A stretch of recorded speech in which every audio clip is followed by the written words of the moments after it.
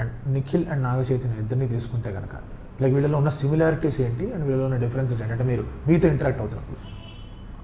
నాతో ఇంటరాక్ట్ అంటే ఆల్మోస్ట్ ఇద్దరు సేమ్ అండి. ఓకే, ఇద్దరు సేమే. అంటే ఒక 10-15% డిఫరెన్స్ ఉంటుంది. ఎందుకంటే నిఖిల్ నాకు ఎప్పటి నుంచో friend. Right. Okay, long back తను నాకు చాలా క్లోజ్ ఫ్రెండ్ కనుక ఆ రిలేషనే వేరు. అంటే Nikhil is so close to my family. Okay, అంటే నాకు, నా ఫ్రెండ్స్కి, నా ఫ్యామిలీకి చాలా క్లోజ్ మాట.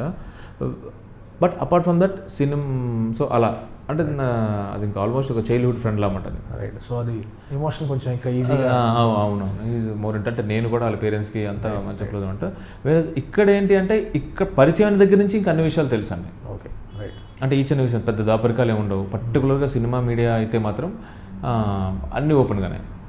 ఎందుకంటే ఒక సీన్ మీరు చెప్పినప్పుడు ఇద్దరికి వాళ్ళు ఎట్లా రియాక్ట్ అవుతారు, ఎట్లా అబ్జర్వ్ చేసుకుంటారు అండ్ వాళ్ళు ఇమోషనల్గా ఎవరు బాగా ఫేస్లో తెలిసిపోద్ది కనెక్ట్ అయ్యారా కనెక్ట్ కాలేదా ఏంటి అని. ఇట్ డిపెండ్స్ అండి.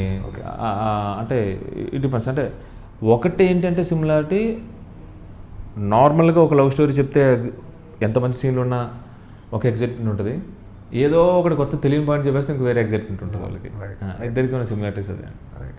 అండ్ అలాగే మీరు ప్రతి ఫిల్మ్స్లో కూడా ఒక హీరో కాకుండా కూడా ఒక 2-3 క్యారెక్టర్స్ ఉంటారు. అంటే హీరోని ఎలివేట్ చేశారు. కార్తికేయ సినిమా తీసుకుంటే కనుక అటు రావు రమేష్ గారు కానీ లేదా తనిఖీల భరణి గారు చెప్తూ ఉంటారు, నిన్నే ఎందుకు పట్టుకెళ్ళాడు, నీ పేరేంటి, నీ రాసి ఏంటి అని చెప్పేసి.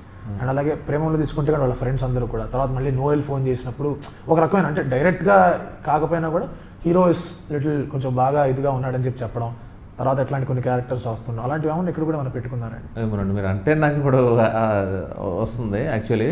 అంటే ఏదైతే కార్తికేయ లాంటిది ఉందో అందులో కూడా ఉంటాయండి. అంటే కొన్ని అవన్నీ కూడా కమర్షియల్ ఎలిమెంట్స్ కానీ కమర్షియల్ ఎలిమెంట్ లానే ఉంటుంది. More than direct speech, indirect speech ఉంటుంది చూడండి. రైట్. ఇంకొకరు ఎవరైనా చెప్తే దానికి ఆ ఎలివేషన్ ఎక్కువ ఉంటుంది అనమాట. మేబీ అది దృష్టిలో పెట్టుకుని అనుకోకుండా రాయడం కానీ వాంటెడ్లీ రాసింది కూడా కాదు. ఇందులో కూడా అంతే, రావు రమేష్ గారు చెప్పడం కానీ వీళ్ళు చెప్పడం కానీ ఉంటుందండి. ఇందులో కూడా ఉంది కదా, నీ ఎడం చేయి మృత్యు నీ దాకా రావాలంటే నీ ఎడం చేయి దాటి రావాలి, చావు నీ వరకు రావాలంటే అని చెప్పేసి. సో ఇలాంటి డైలాగ్స్ అన్ని కూడా ఒక హై ఇస్తాయి. ఎందుకంటే ఆడియన్స్ ఎప్పుడు కూడా హీరో వైపే ఉంటారు. అవును, అలాంటిది హీరోని ఎలివేట్ చేస్తే డైలాగ్ ఇస్తే డెఫినెట్లీ ఇలాంటివి ఉంటాయి. సో ఈ థాట్ ప్రాసెస్ ముందు నుంచి ఏమైనా పెట్టుకుని రాదు కాదండి, అనుకోకుండా కథలోంచి వచ్చినవి. Like and subscribe Eagle Media Works.